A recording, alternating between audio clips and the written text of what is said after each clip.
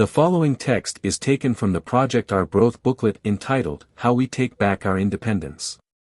This quote is from pages 13 to 15.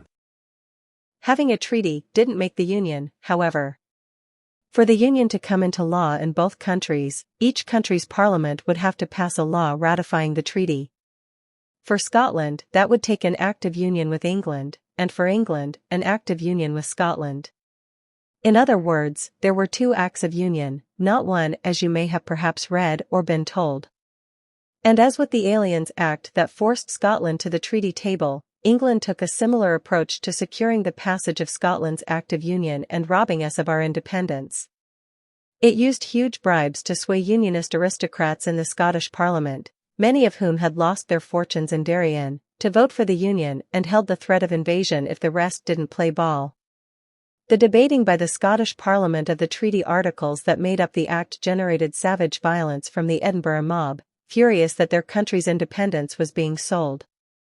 In the burghs and counties, petitions were being raised against the Union but were dismissed by the Unionists in Parliament as paper kites and ignored.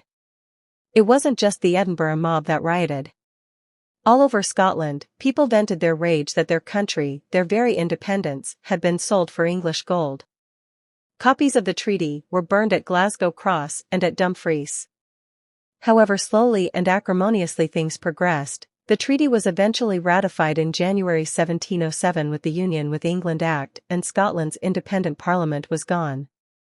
2 months later, and as expected, England passed its Union with Scotland Act in a single sitting, just one of several acts it debated that day. Nothing special, really.